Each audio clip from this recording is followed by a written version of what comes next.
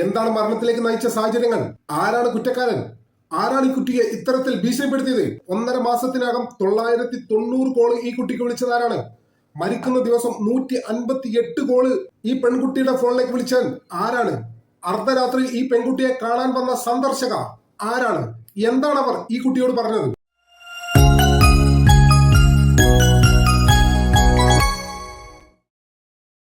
കണ്ണൂർ ഇരിക്കൂരിൽ വിവാഹിതയായ യുവതിയെ കിടപ്പുമുറിയിൽ മരിച്ച നിലയിൽ കണ്ടെത്തിയ കേസിൽ ദുരൂഹത ആരോപിച്ച് ഭർത്താവിന്റെ കുടുംബം. ഇരിക്കൂർ തട്ടുപറമ്പ് സ്വദേശി മർജാന പർവീൻ മരിക്കുന്നതിന് തൊട്ടു മുൻപ് വന്ന ഫോൺ കോളിൽ അന്വേഷണം വേണമെന്നാണ് ആവശ്യം. ആത്മഹത്യ ചെയ്യേണ്ട ഒരു സാഹചര്യവും മർജാനയ്ക്ക് ഉണ്ടായിരുന്നില്ലെന്നുള്ള സമഗ്രമായ അന്വേഷണം വേണമെന്നും ആവശ്യപ്പെട്ട കുടുംബം ഇരിക്കൂർ പോലീസിൽ പരാതി നൽകി. സ്വന്തം വീട്ടിലെ കിടപ്പുമുറിയിൽ മർജാനയെ മരിച്ച നിലയിൽ കണ്ടെത്തിയത് മെയ് 5-നായിരുന്നു. രാത്രി റൂമിലേക്ക് പോകുന്നതുവരെ മർജാനയ്ക്ക് ഒരു കുഴപ്പവും ഉണ്ടായിരുന്നില്ലെന്നാണ് ബന്ധുക്കൾ പറയുന്നത്. ഭക്ഷണം കഴിച്ച് ഫോണിൽ സംസാരിച്ചാണ് മുറിയിലേക്ക് പോയത്. പിന്നീട് പുറത്തു കാണാതായതോടെ വാതിൽ തള്ളി തുറന്നു നോക്കിയപ്പോൾ കണ്ടത് നിലത്ത് വീണ് കിടക്കുന്ന നിലയിൽ.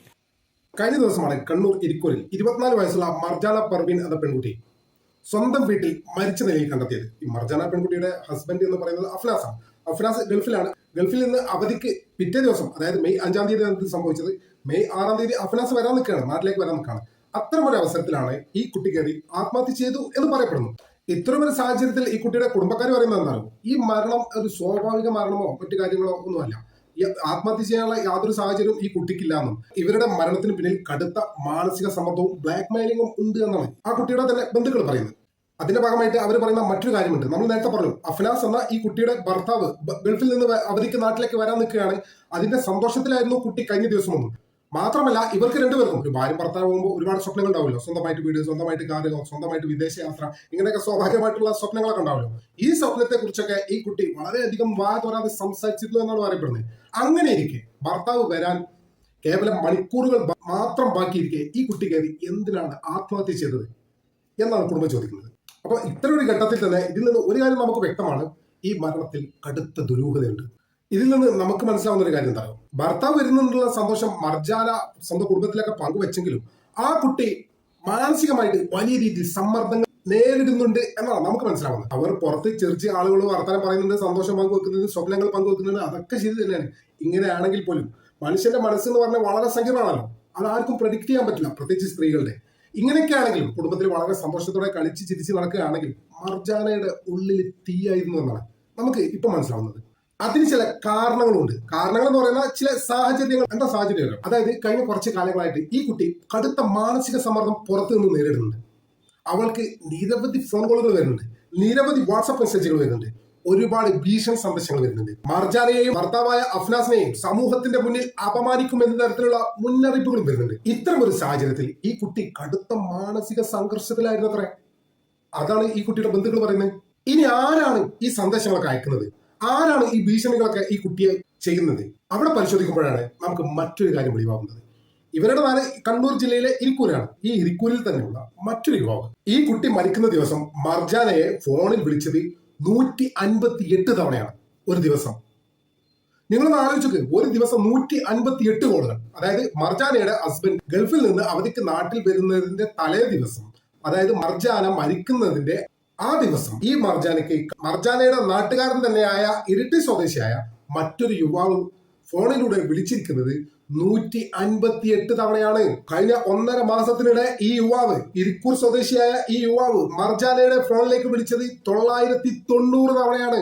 ഈ കോളുകളൊക്കെ കേവലം സുഖവിവരങ്ങൾ അന്വേഷിക്കാനാണെന്ന് നിങ്ങൾക്ക് ആരെങ്കിലും തോന്നുന്നുണ്ടോ? നിങ്ങൾ ആരെങ്കിലും വിചാരിക്കുന്നുണ്ടോ നാട്ടിൽ എന്തൊക്കെയുണ്ട്, സുഖമാണോ, ചായ കുടിച്ചോ, പൊറോട്ട തിന്നിനാണോ, നെയ്ച്ചോറ് തിന്നിരുന്നു എന്ന് ചോദിച്ചാലാണോ? 158 തവണ ആ കുട്ടി മരണപ്പെടുന്ന ആ ദിവസവും കഴിഞ്ഞ 1.5 മാസമായിട്ട് 990 തവണ ഇയാൾ വിളിച്ചത്. നിങ്ങൾ അങ്ങനെ വിചാരിക്കുന്നുണ്ടോ? ഒരിക്കലുമല്ല. അയാളെ കയ്യിൽ എന്തോ ഉണ്ട്. മർജാന ഭയക്കുന്ന എന്തോ കാര്യം അയാളെ കയ്യിലുണ്ട് എന്നാണ് നമുക്ക് മനസ്സിലാവുന്നത്. അതിനെ തുടർന്ന് അയാളെ കയ്യിലുള്ള ആ സാധനം വെച്ചിട്ട് ഈ കുട്ടിയെ നിരന്തരമായി ഭീഷണിപ്പെടുത്തുന്നു, നിരന്തരമായി സമ്മർദ്ദത്തിലാക്കുന്നു. അതിന്റെ പാരിതോഷികമായിട്ട് അയാൾ പല കാര്യങ്ങളും ഉദ്ദേശിച്ചിട്ടുണ്ടാവാം. അത് നൽകാൻ ഒരു പക്ഷേ ഈ കുട്ടിക്ക് പാടുണ്ടാവില്ല. ഇത്തരത്തിൽ കടുത്ത മാനസിക സമ്മർദ്ദമായിരുന്നു ഈ കുട്ടി അനുഭവിച്ചുകൊണ്ടിരിക്കുന്നത്. അവിടെയാണ് ഈ മരണം ആത്മഹത്യ തന്നെയാകാം എന്നുള്ള സംശയം വരുന്നത്. ഒരു സ്ത്രീയുടെ സ്വകാര്യതയും കുടുംബജീവിതവും അന്തസ്സും തകർക്കുമെന്ന തരത്തിലുള്ള ഇത്തരം ഭീഷണികൾ ഒരു സ്ത്രീയെ പോട്ടെ, ഒരു മനുഷ്യനെ തന്നെ എത്രത്തോളം മാനസിക സംഘർഷത്തിലാക്കുമെന്നുള്ളത് നമുക്ക് ഊഹിച്ചാൽ കിട്ടും. ആ കുട്ടിക്ക് വന്ന ഓരോ ഫോൺ കോളും കഴിഞ്ഞ 1.5 മാസത്തിനിടയ്ക്ക് വന്ന 990 ഫോൺ കോളും മരണ ദിവസം വന്ന 158 ഫോൺ കോളും ആ കുട്ടി എത്ര ഹൃദയമിടിപ്പോടെ ആയിരിക്കും അറ്റൻഡ് ചെയ്തിട്ടുണ്ടാവുക നിങ്ങളൊന്ന് ആലോചിച്ച്. അതായത് ആ കുട്ടിയുടെ ജീവിതത്തിലെ ഏറ്റവും നിർണായകമായ നിമിഷം, അതായത് തന്റെ പ്രിയപ്പെട്ട ഭർത്താവ് വരുന്നതിന്റെ തലേ ദിവസം ആ കുട്ടി എത്രത്തോളം മാനസിക സമ്മർദ്ദത്തിലായിരുന്നു നിങ്ങളൊന്ന് ആലോചിച്ച്. സാധാരണഗതിയിൽ ഒരു ഭർത്താവ് ഗൾഫിൽ നിന്ന് വരിക എന്ന് പറയുമ്പോൾ ഭാര്യ ഏറെ സന്തോഷിക്കേണ്ട ഒരു കാര്യമാണ്. ആ സ്ഥാനത്താണ് 24 വയസ്സുള്ള ഒരു പെൺകുട്ടി കടുത്ത മാനസിക സംഘർഷം നേരിട്ടത്. എന്താണ് ആ കുട്ടിക്ക് സംഭവിച്ചത്? ആരാണ് ഈ ഇരിക്കൂർ സ്വദേശി? ആ ഇരിക്കൂർ സ്വദേശി എന്തിനാണ് ആ കുട്ടി മരണപ്പെടുന്ന ദിവസം 158 തവണ ആ കുട്ടി വിളിച്ചത്? കഴിഞ്ഞ 1.5 മാസമായിട്ട് 990 തവണ എന്തിനു വിളിച്ചു ഇയാള്?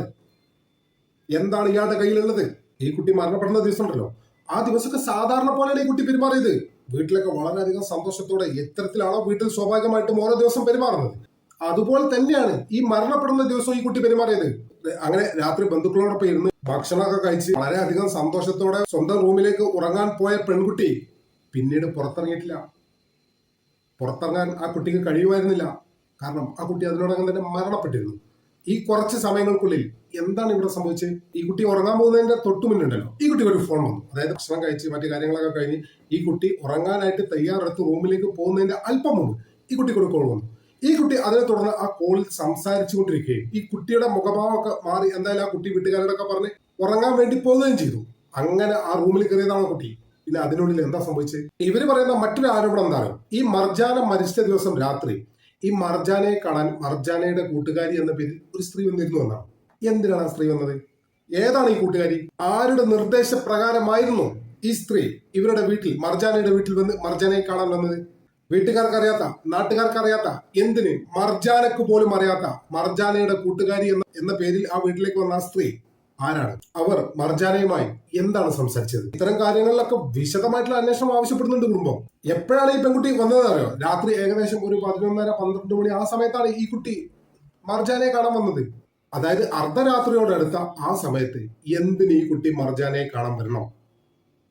ഇവർ തമ്മിൽ അത്രക്ക് എന്താണ് ബന്ധം? ഇവിടെ ഏറ്റവും ദുരൂഹത ഉണ്ടാക്കുന്ന കാര്യം എന്താണോ, ഈ വന്ന കുട്ടിയെ മർജാനക്കും അറിയില്ല, വീട്ടുകാർക്കും അറിയില്ല, നാട്ടുകാർക്കും അറിയില്ല, ആർക്കും അറിയില്ല. ആരാണ് ഈ വന്നത്? അവർ വന്നാണ്ട് എന്താണ് മർജാനയോട് പറഞ്ഞത്? ഇതൊക്കെ അന്വേഷണത്തിന്റെ ഭാഗമാക്കേണ്ടതുണ്ട്. അതിനകത്ത് കുടുംബം പറയുന്ന മറ്റൊരു കാര്യം, അന്വേഷണമൊന്നും വേണ്ടത്ര വേഗതയില്ലാന്നും കാര്യക്ഷമമില്ല എന്നൊക്കെ പറയുന്നുണ്ട് മർജാനയുടെ കുടുംബം. ഈ കുട്ടിയുടെ ബന്ധുക്കൾ പറയുന്നത്, അതായത് ഫോൺ രേഖകൾ, ചാറ്റുകൾ, ഡിജിറ്റൽ തെളിവുകൾ, കോൾ ഡീറ്റെയിൽസ് റെക്കോർഡുകൾ, ഇതൊക്കെ പോലീസ് വിശദമായുള്ള പരിശോധനയ്ക്ക് വിധേയമാക്കിയാൽ ഇതിന്റെ ഈ മരണത്തിന് പിന്നിൽ ഒളിഞ്ഞു കിടക്കുന്ന യാഥാർത്ഥ്യം പുറത്തെത്തിക്കാൻ പറ്റുമെന്നാണ് ഈ കുട്ടിയുമായി ബന്ധപ്പെട്ട ആളുകൾ പറയുന്നത്. പക്ഷെ അന്വേഷണത്തിന് വേണ്ടത്ര വേഗതയില്ല എന്നുള്ള പരാതി അതേസമയം ഇവർ ഉന്നയിക്കുന്നുണ്ട്. ഈ മരണവുമായി ബന്ധപ്പെട്ട് അഫ്നാസ്, അതായത് മർജാനയുടെ ഹസ്ബൻഡ് കൂടെയാ, അഫ്നാസിന്റെ ബന്ധുക്കൾ എന്താ പറയുന്നത് നമുക്ക് നോക്കാം. കൃത്യമായിട്ട് പിന്നെ ഉദ്യോഗസ്ഥരുടെ വാക്കിൽ നിന്ന് തന്നെ നമുക്ക് മനസ്സിലാക്കാൻ പറ്റുന്ന, മരണപ്പെട്ട അന്ന് രാത്രി ഇവിടെ വന്ന സ്ത്രീ ഇതിന് ആരാണോ കാരണക്കാരൻ, ആ കാരണക്കാരന്റെ നിർദ്ദേശപ്രകാരമാണ്. അതുപോലെ തന്നെ ഇവിടെ ഉണ്ടായ പിന്നെ അന്നത്തെ ദിവസം തന്നെ 188ഓളം കോളുകൾ, 1.5 മാസത്തിന് 965 കോള് തൻ്റെ ഭർത്താവിനെ വിളിച്ച് അത് സ്ക്രീൻഷോട്ട് എടുത്ത് ഇങ്ങനെ അയച്ചു കൊടുത്തു. അതുപോലെ ശരിക്കും കൃത്യമായിട്ടുള്ള ബ്ലാക്ക് മെയിലിംഗ് ആണ് ഇവിടെ നടന്നിട്ടുള്ളത്. വിദേശത്തായിരുന്ന ഭർത്താവ് അഫ്നാസ് മരണവിവരം അറിഞ്ഞാണ് നാട്ടിലെത്തിയത്. പോലീസ് അന്വേഷണം കാര്യക്ഷമമല്ലെന്നാണ് കുടുംബത്തിന്റെ വിമർശനം. അസ്വാഭാവിക മരണത്തിന് കേസെടുത്ത ഇരിക്കൂർ പോലീസ് മർജാനയുടെ ഫോൺ ഫോറൻസിക് പരിശോധനയ്ക്ക് അയച്ചിരുന്നെങ്കിലും വിവരങ്ങൾ ലഭിച്ചിട്ടില്ലെന്നാണ് വിശദീകരണം. മനോരമ ന്യൂസ്, കണ്ണൂർ. ഇവിടെയുള്ള ഏറ്റവും പ്രധാനപ്പെട്ട ഒരു പോയിന്റ് എന്താണ്, ഈ കുട്ടി ഒരു പക്ഷേ ഇത്തരത്തിൽ ആത്മഹത്യ ചെയ്യുകയോ കൊല്ലപ്പെടുകയോ ചെയ്തിരുന്നെങ്കിൽ അത് ഈ കുട്ടിയുടെ വീട്ടിലല്ല, മറിച്ച് ഭർത്താവിന്റെ വീട്ടിലായിരുന്നെങ്കിൽ എന്തായിരുന്നു ഈ നാട്ടിൽ നടക്കുന്ന പുകില്? എത്ര നിരപരാധികളെ ആരോപണ വിധേയരാക്കിയനെ നിങ്ങളൊന്ന് ആലോചിച്ച്. നമ്മുടെ നാട്ടിൽ നടക്കുന്ന ഒരു കാര്യമാണല്ലോ. ഒരു പക്ഷേ ഈ കുട്ടിക്ക് ഇത്തരത്തിൽ ഒരു ദാരുണമായ സംഭവം സംഭവിച്ചത് ഈ കുട്ടിയുടെ ഭർത്താവിന്റെ വീട്ടിൽ വെച്ചാണെങ്കിൽ നിങ്ങൾക്ക് സങ്കല്പിക്കാൻ പറ്റുന്നില്ലേ അതിന്റെ റേഞ്ച് എത്തരത്തിലായിരിക്കും എന്നുള്ളത്? ഇത് സ്വന്തം വീട്ടിലായതുകൊണ്ട് ഇത് വലിയ വാർത്താവുന്നു, ഇത് വലിയ ചർച്ചയാവുന്നില്ല, മറ്റുള്ള കാര്യങ്ങളുമില്ല. ഭർത്താവായ അഫ്നാസിന്റെ വീട്ടിലാണ് ഇത്തരം ഒരു സംഭവം അരങ്ങേറിയിട്ടുണ്ടായിരുന്നുവെങ്കിൽ ഇവിടെ സ്ത്രീപക്ഷപാതികൾ വരും, സ്ത്രീ വിമോചകർ വരും. ഉള്ളതും ഇല്ലാത്തതുമായ ഒരുപാട് ആരോപണങ്ങൾ ആ ഭർത്താവിനെയും അയാളെ കുടുംബത്തിനെയും എത്രത്തോളം ഓരോ ആരോപണങ്ങൾ പറഞ്ഞ് സമൂഹത്തിൽ നാറ്റിക്കാൻ പറ്റുമോ അത്രത്തോളം ചെയ്തിട്ടുണ്ടാവും.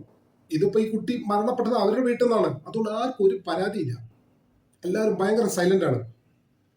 സെലക്റ്റീവ് ജസ്റ്റിസും. ഇതിനോടകം തന്നെ പോലീസ് അസ്വാഭാവിക മരണത്തിന് കേസെടുത്തിട്ടുണ്ട്. മാത്രമല്ല യുവതിയുടെ മൊബൈലിൽ ശാസ്ത്രീയ പരിശോധനയ്ക്കായിട്ട് അയച്ചിട്ടുണ്ട്. സൈബർ സെല്ലിന്റെ സഹായത്തോടെ ഫോൺ രേഖകളും ഡിജിറ്റൽ രേഖകളും പരിശോധിച്ചു വരികയാണ് പോലീസ്. മാത്രമല്ല ഫോറൻസിക് റിപ്പോർട്ടിന്റെ അടിസ്ഥാനത്തിൽ തുടർ നടപടികൾ സ്വീകരിക്കുമെന്നും പോലീസ് അറിയിച്ചിട്ടുണ്ട്.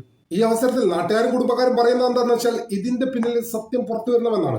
തീർച്ചയായിട്ടും അത് പുറത്തു വരേണ്ട കാര്യം തന്നെയാണ്.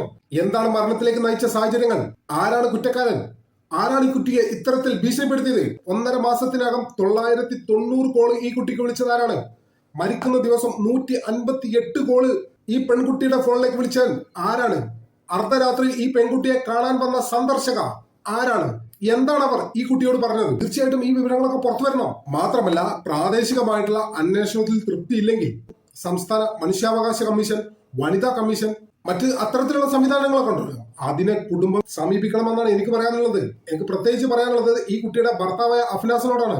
അഫ്നാസെ വിട്ടുകൊടുക്കരുത്, ഈ കേസിന് പിന്നാലെ നീ പോണം. ഇതിന്റെ പിന്നിലുള്ള യഥാർത്ഥ കാരണങ്ങൾ പുറത്തു കൊണ്ടുവരണം. അത് കൊണ്ടുവരേണ്ട ഉത്തരവാദിത്വവും ഏറ്റവും വലിയ ആവശ്യവും നിന്റേത് തന്നെയാണ്. ഈ കേസിനെ കുറിച്ച് എന്താണ് നിങ്ങളുടെ അഭിപ്രായം? എന്തുകൊണ്ടാണ് ഈ കുട്ടി കൊല്ലപ്പെട്ടത് അല്ലെങ്കിൽ ആത്മഹത്യ ചെയ്തത്? എന്ത് വെച്ചിട്ടായിരിക്കാം ഈ കുട്ടിയെ ഭീഷണിപ്പെടുത്തിയത്? ആരായിരിക്കാം ഈ കുട്ടിയെ ഭീഷണിപ്പെടുത്തിയത്? ആരാണ് ഈ കുട്ടിയെ അർദ്ധരാത്രി കാണാൻ തന്ന ആ കൊല്ലപ്പെട്ട മർജാനക്ക് പോലും പറയാത്ത ആ പെൺ സുഹൃത്ത്? നിങ്ങളുടെ അഭിപ്രായങ്ങൾ കമന്റ് ചെയ്യുക. നമ്മുടെ ചാനൽ ഇതുവരെ സബ്സ്ക്രൈബ് ചെയ്തിട്ടില്ലാത്ത ആളുകൾ ഇപ്പോൾ തന്നെ സബ്സ്ക്രൈബ് ചെയ്ത് പിന്തുണ നൽകണമെന്ന് വളരെ വിനീതമായി അഭ്യർത്ഥിക്കുന്നു. മറ്റൊരു വീഡിയോയുമായി ഒട്ടും വേഗത്തിൽ കാണാമെന്ന പ്രതീക്ഷയോടെ തൽക്കാലത്തേക്ക് ഇവിടെ പറയുന്നു.